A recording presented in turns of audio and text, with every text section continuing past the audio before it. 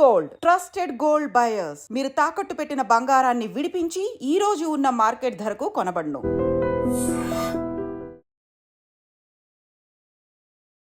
Hi guys, welcome to I Dream. నేను మీ చాణక్య. ఎవరైనా కానీ కొత్తగా స్టాక్ మార్కెట్లో ఇన్వెస్ట్ చేయాలి అని అనుకుంటున్నారంటే ఇప్పుడు ప్రెసెంట్ ఉన్న మార్కెటింగ్ కండిషన్స్ ప్రకారం మరి అడుగు పెట్టాలా వద్దా, అరే మన దగ్గర ఉన్న డబ్బులు ఎప్పుడైనా కానీ రెట్టింపు అవ్వాలని చూస్తాము, కాదు ఇప్పుడేమో మార్కెట్ ఫ్లక్చువేట్ అవుతున్నాయి, ఇలా బోల్డ్ అని మైండ్లో చాలా డౌట్స్ అనేది కూడా వస్తూ ఉంటాయి. మరి ఈ డౌట్స్ అన్నిటికి కూడా మరి క్లారిఫై చేయడానికి, ప్రతి సామాన్యుడికి కూడా అర్థమయ్యేలా కూడా మనకి చెప్పడానికి మన personal financial advisor Subhash Babu గారు ఇప్పుడు మనతో పడినారు. సార్ని అడిగి తెలుసుకున్నాం. Hi sir. నమస్తే సార్. నమస్కారం సార్, కొత్తగా ఎవరైనా ఇన్వెస్ట్ చెయ్యాలి అనుకున్న వాళ్ళు కొంచెం భయపడుతున్న సందర్భంలో ఇప్పుడు కనిపిస్తూ ఉంది సార్, మార్కెట్ యొక్క సిచ్యువేషన్స్ చూస్తూ ఉంటే. మీరేమంటారు సార్, ఇప్పుడు అడుగు పెట్టచ్చు అంటారా వద్దంటారా? భయపడడం మంచిదే. Okay, it's always good to be fearful. అప్పుడే మనం జాగ్రత్తగా మన థాట్స్ని కంట్రోల్గా జాగ్రత్తగా సిచ్యువేషన్ అసెస్ చేసి మనం ముందుకు వెళ్తాం. అంటే ఏ క్రికెట్లో ఏ బ్యాట్స్మెన్ ఫాస్ట్ బౌలర్ ఫేస్ చేయాలంటే జాగ్రత్తగా వెళ్ళి పిచ్ కండిషన్ చూసుకొని జాగ్రత్తగా ఫ్యూ బాల్స్ జాగ్రత్తగా ఆడుకుంటారు. అదే ఓవర్ కాన్ఫిడెంట్గా వెళ్తే రిజల్ట్ వేరేలా ఉండొచ్చు. అలాగే ఈ ఇన్వెస్ట్మెంట్ కూడా సీరియస్ గేమ్, ఇది క్యాజువల్ గేమ్ మాత్రం కాదు. అన్ఫార్చునేట్గా గత 4-5 ఇయర్స్లో ఎలా అయిందంటే 2020 ఆఫ్టర్ కోవిడ్ తర్వాత మార్కెట్ రీబౌన్స్ అయిన తర్వాత చాలా మందిలో క్యాజువల్నెస్ వచ్చేసింది ఇన్వెస్టర్స్లో. ఏది పెట్టినా ముట్టుకుందిలా బంగారం అయిపోతుంటే వాళ్ళకి అంటే పరిపాటిగా నాకు బాగా నాలెడ్జ్ వచ్చేస్తుంది రాంగ్ ఫీలింగ్ ఇచ్చింది మార్కెట్ వాళ్ళని చూసి చాలామంది కొత్తగా ఎంటర్ అవ్వడం, మార్కెట్స్ పెట్టడం, ఒక యాప్ తీసేసుకోవడం. చాలా పాపులర్ యాప్స్ ఉన్నాయి మొబైల్స్లో వాటిలోనూ, దాంట్లో పెట్టేయడం. దాంట్లో పెట్టేసిన తర్వాత ఫ్యూచర్స్ ఆప్షన్స్ అని అది కొంచెం ఎక్సైటింగ్ థ్రిల్లింగ్గా ఉండే అప్రోచెస్, ఆప్షన్స్ ట్రేడింగ్ అనేవి నేను దాంట్లో చేయడం, నష్టపోవడం, కొంచెం డబ్బు రావడం, నష్టపోయింది చెప్పకపోవడం, డబ్బు వచ్చింది చూసుకుని మళ్ళీ రమ్మండి చేయడం. అలాగే ప్లేయింగ్ అంటే యాక్చువల్లీ గేమ్ కింద ఆడుకుంటున్నా. ఒకసారి షేకప్ ఇచ్చింది ఆగస్ట్ సెప్టెంబర్లో market has given the true shake up. ప్రతి మార్కెట్స్ కొంచెం బుల్ అండ్ బేర్ ర్యాలీస్ ఎప్పుడు అవుతూ ఉంటాయి. బుల్ అంటే పైకి పడడం, బేర్ అంటే కింద పడడం. మార్కెట్ కరెక్షన్ అంట దాన్ని. కరెక్షన్ 20% కంటే మార్కెట్ పడిపోతే దాన్ని కరెక్షన్ అంటారు టెక్నికల్గా. అంత పైన 20% పైన అంటే అది ఓన్లీ మైనర్ కరెక్షన్ కింద లెక్క. సో ఇది 20% కాకపోయినా బాగానే షేకప్ చేసింది చాలామందికి. చాలామంది డబ్బు విత్డ్రా చేసేసి కూర్చున్నారు, అంటే రిడీమ్ చేసేసి కూర్చున్నారు, డబ్బు నష్టపోయి కూర్చున్నారు. సో చాలామందికి అడ్వైస్ తెలియక వాళ్ళు ఇన్వెస్ట్ చేశారు. సో కొత్తగా ఇన్వెస్ట్ చేసే వాళ్ళకి అడ్వైస్ ఏమిటంటే you be clear what you want to do, where you want to go. అంటే ఒక బస్ ఎక్కి ఊరు వెళ్ళాలి అంటే ఫస్ట్ ఏ బస్ ఎక్కాలో తెలియాలి, ఎక్కడికి వెళ్ళాలో తెలియాలి, ఎప్పుడు చేరాలో తెలియాలి. అవి తెలియకుండా ఏదో వెళ్ళిపోవాలని చెప్పి ఏదో కనిపించే బస్సు ఎక్కేస్తే ఎటో వెళ్ళిపోతాం మనం. అలాగే ఇన్వెస్ట్మెంట్ జర్నీ కూడా విత్ క్లారిటీ, క్లియర్ గోల్స్ మనం దిగాలి దాంట్లో. ఓకే, క్లియర్ గోల్ అంటే ఒక 5 ఏళ్లలో నా మార్కెట్ డబుల్ చేద్దాం అనుకుంటున్నాను నేను, అది గోల్ ఉంది నాకు. ఇల్లు కొనుక్కోవాలో, లేకపోతే సిస్టర్ పెళ్ళో, లేకపోతే ఇంకేదో నా ఎడ్యుకేషన్ లోన్ తీర్చాలో, ఏదో గోల్ ఉండాలి. దాన్ని గోల్ ఉంటే మన కమిట్మెంట్ ఆటోమేటిక్గా దాంట్లో ఇన్ ప్రాసెస్లో బిల్డప్ అయిపోతుంది. గోల్ లేకుండా కానీ దిగితే క్యాజువల్ రోడ్డు మిగిలి ఇటు వెళ్దాం అని ఉన్నట్టు అప్రోచ్ ఉంటుంది. ఓకే, అదొకటి కావాలి. తర్వాత దీంట్లో stock market is obviously long term gain. Short టర్మ్లో అంటే ఇప్పుడు పెట్టేసి రేపు నాకు 20% వచ్చేయాలి, లేకపోతే నాకు కొంచెం ఎక్కువ డబ్బు కావాలి, ఐఫోన్ కొనుక్కోవాలి, ఇది వచ్చేస్తుంది, డబ్బు వస్తుందా, ఇలా థాట్స్తో మార్కెట్ ఆపరేట్ అవ్వదు. మార్కెట్ ఎప్పుడు సీరియస్గా లెసన్స్ ఇస్తుంది అందరికీ. అది మనం తెలుసుకుని ముందుకు వెళ్తే మనం సరిగ్గా లెసన్స్ నేర్చుకోవడం అవుతాం మనం. సో మార్కెట్కి ఇవ్వాల్సిన రెస్పెక్ట్ ఇచ్చి మనం మార్కెట్లో దిగాలి, ఇన్వెస్ట్మెంట్ చేయాలి. ఓకే, ఇంత హెడేక్స్, ఇంత గొడవ ఎందుకు, బయటకు ఇన్వెస్ట్ చేసుకోవచ్చు కదా, చేసుకోవచ్చు. రిటర్న్స్ తక్కువ వస్తాయి. ఇప్పుడు బ్యాంక్ ఎఫ్డీ వేసి కూర్చున్నాం, చిన్న ఏజ్ 40 ఏళ్ళు 50 ఏళ్ళు వాళ్ళ తక్కువ కూడా బ్యాంక్ ఎఫ్డీలు 6% కంటే ఎక్కువ ఇవ్వట్లేదు. సీనియర్ సిటిజన్ మహైతే 6.5 ఇస్తాయేమో. సో ఆ 6% ఏమొస్తుంది, ఏమీ రాదు. టాక్సేషన్ డిఫరెంట్గా ట్యాక్స్ పడుతుంది. నువ్వు డబ్బు తీసినా తీపినా నువ్వు వచ్చిన ఇంట్రెస్ట్ మీద ట్యాక్స్ వేస్తారు, ఇన్కమ్ ట్యాక్స్ పడుతుంది దాని మీద. 6% ఇన్ఫ్లేషన్ కూడా మీట్ అవ్వదు. సో దేర్ ఫర్ ఎఫెక్టివ్గా నీ 5 ఏళ్ళ గోల్ అచీవ్ చేసే సమస్య లేదు.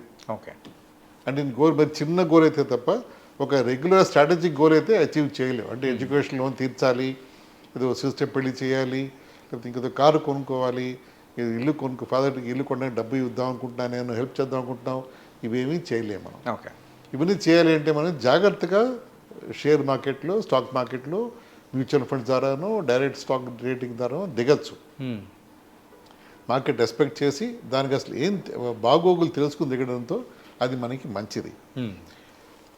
ఇందాక చెప్పినట్టు ప్రాపర్ ప్లాన్ ఉండాలి, గోల్స్ ఉండాలి క్లియర్గా. దీంట్లో చాలామంది మనం చూస్తాం ఈ మధ్య, అంటే రకరకాల సోషల్ మీడియా క్యాంపెయిన్స్ వాటిలోనూ అడ్వైస్ ఇవ్వడం కానీ, డబుల్ చేసుకోండి డబ్బుని, ట్రిపుల్ అయిపోతుంది 5 ఏళ్ళలో 3 ఏళ్ళలో అని, ఇవన్నీ టెంప్టింగ్గా చాలా ఆఫర్స్ చాలా వస్తున్నాయి. ఫోన్ ద్వారా వస్తుంది, ఫోన్ చేస్తారు, టెలిగ్రామ్ ఛాన్స్ అని ఇవన్నీ చాలా వింటున్నాం, పేపర్ వాటిలో చూస్తాం మనం. వాటిలో దేంట్లో కూడా మనం అప్రోచ్ అవ్వకూడదు. అంటే కూడదు. ఓకే. ఎందుకంటే ఒక లెవెల్ మించి రిటర్న్స్ ఏమైనా ఆఫర్ చేస్తామంటే దాంట్లో ఏదో ఇందాక అనుకో స్కామ్ ఉండాలి దాంట్లో. ఓకే. ఆ స్కామ్ ఉంది మనం త్వరగా ముందే తెలుసుకుంటే మనకి మంచిది. అయిపోయాక తెలుస్తుంది అలాగే స్కామ్ అని, కానీ ముందే తెలుసుకుని స్కామ్లో దిగకుండా ఉంటే మన డబ్బు సేఫ్గా ఉంటే మనం సేఫ్గా ఉంటాం. ఓకే. దేఫోర్ ఎవరైనా ఏ రూపంలో వచ్చినా సరే, అంటే డబ్బు ట్రిపుల్ అయిపోతుంది, లేదు మీరు నెలకి ఇంత కట్టండి అప్పుడు ఇంత ఇస్తాం, ఇలా చేస్తాం, మీకు ఒక గోల్డ్ కాయిన్ ఇస్తాం, ఇది చేస్తాం, దాంట్లో రకరకాల స్కీమ్స్ పెట్టి అండర్లైన్ జాగ్రత్తగా మనం పేపర్ని రాసుకుని చూసుకుని మనం ఎవరితో డిస్కస్ చేస్తే అప్పుడు రిజర్వేషన్ బయటకు వస్తుంది. దాంట్లో వెళ్ళకపోవడం బెస్ట్. ఓకే. ఎందుకంటే రకరకాల స్కామ్స్ మార్కెట్లో జనరేట్ అవుతున్నాయి. ఇప్పుడు ఎందుకు చూడలే మనం ఈ దాని ఏమంటారు, ఇన్ కెమెరా వాళ్ళు హోల్డప్ చేసి, ఇన్ హౌస్ అరెస్ట్ చేసి, సంథింగ్ ఏదో డిజిటల్ అరెస్ట్ స్కామ్స్ ఎన్ని అవ్వట్లేదు. ఎన్ని చేసినా కూడా చాలామంది చదువుకున్న వాళ్ళు కూడా దాంట్లో ఆ స్కామ్లో పడిపోతున్నారు తెలియకుండా. ఎంత తెలిసినా కూడా దాంట్లో పడుతున్నారు వీళ్ళు.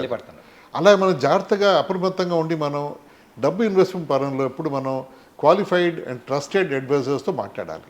ఓకే. ఒకరితో మాట్లాడి తెలుసుకుని దాన్ని అసెస్ చేయాలి. చాలామంది కూడా దీంట్లో కూడా వాళ్ళ స్వలాభం చూసుకుని వాళ్ళు దాన్ని ప్రొజెక్ట్ చేయడం జరుగుతుంది.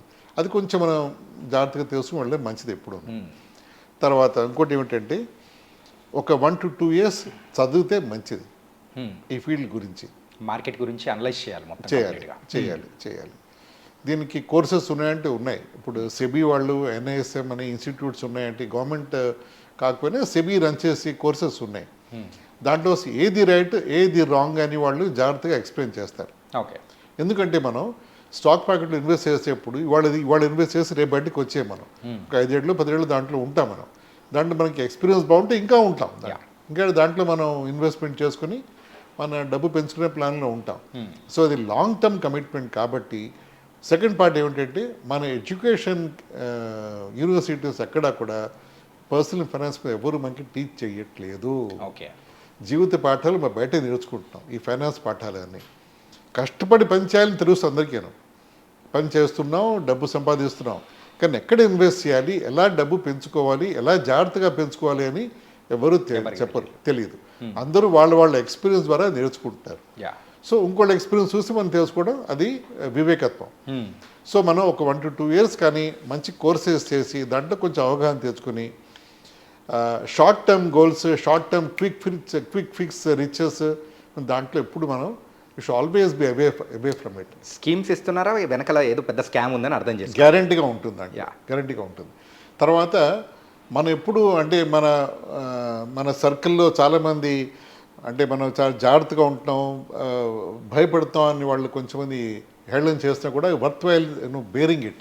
ఎందుకంటే మనం తొందరపడి డబ్బు కట్టి అలాంటి హేళన బేర్ చేయడం బెటర్ ఏమో. ఎందుకంటే వాళ్ళే రియలైజ్ చేసిన తర్వాత వాళ్ళు తొందరపడి ఇన్వెస్ట్ చేసిన తప్పు అని. సో మనం ఇప్పుడు మనం జాగ్రత్తగా దీంట్లో ఆచితూచి ఇన్వెస్ట్మెంట్ చేయాలి క్యాపిటల్ మార్కెట్స్లో. తర్వాత మార్కెట్ ఫండమెంటల్స్ అంటే అసలు కార్పొరేట్స్ అసలు ఏమిటి, అంటే లార్జ్ క్యాప్ అంటే ఏమిటి, స్మాల్ క్యాప్ అంటే ఏమిటి, మిడ్ క్యాప్ అంటే ఏమిటి, అసలు కంపెనీస్ ఎలా రన్ అవుతాయి, వాళ్ళ ప్రమోటర్స్ ఎవరు అసలు, అంటే ఒక అవగాహన తెచ్చుకోవాలి మనం మార్కెట్లో. అంటే దానికి బాగా పేపర్స్ చదవడం కానీ, ఆన్లైన్ మనం కోర్సెస్ చూసుకుని, అంటే మంచి కోర్సెస్ చూసి నేర్చుకుని, అంటే మనకి పూర్తి అవగాహన ఉండాలి. ఓకే, ఇప్పుడు ఆటో సెక్టర్ అంటే దీంట్లో ఎవరున్నారు, టాటా ఉన్నారు, హ్యూండాయ్ ఉంది, ఇంకెవరు ఉన్నారు, వీళ్ళున్నారు, వాళ్ళు ఈ ప్రొడక్ట్స్ ఉన్నారు, ప్యాసింజర్ కార్స్, కమర్షియల్ ట్రక్స్ వీటిలో ఉన్నారు, ఏ సెక్టర్ బాగుంది, ఏది బాగుంది, అగ్రికల్చర్ అంటే ఎలా ఉంది, అలాగే మనం కొంచెం అవగాహన పెంపొందించుకుని చేసుకుంటే మనకి future will be always good and rosy. Okay. So అది చెప్పాలనుకున్నాను. ఇంకోటి ఫండమెంటల్ స్టాక్ పీకింగ్ అంటారు చాలామంది. డే ట్రేడింగ్ అంటే ఒకే రోజు పొద్దున్న 10 గంటలకి స్టాక్ మార్కెట్ ఓపెన్ అవగానే వాళ్ళు 10,000 ₹1,00,000 ఇన్వెస్ట్ చేయడం, మధ్యాహ్నం 2-3 o'clockకి అమ్మేయడం, ఆ డబ్బు ఎంతో వస్తుంది. దాన్ని డే ట్రేడింగ్ అంటారు. ఓకే. దానికి ఒక లాజిక్ ఉండదు, దానికి ఒక అప్రోచ్ ఉండదు. ఈజ్ క్విక్ ఫిక్స్ అంటే అప్పటికప్పుడు మనం కంప్యూటర్ మీద కొట్టగానే డబ్బు వచ్చిందో పోయిందో తెలిసిపోతుంది. సో ఆ దీంట్లో మనం అలవాటు పడిపోతే డే ట్రేడింగ్లో రియల్గా డబ్బు చేసేవాళ్ళు చాలా తక్కువ మంది ఉన్నారు, అసలు ఎవరు లేరు అని చెప్పచ్చు. ఓకే. అదొక ఇది అయిపోయింది, అదొక హ్యాబిట్ అయిపోతుంది చాలామందికి, స్పెక్యులేటివ్ మైండ్ ఉన్న వాళ్ళకి.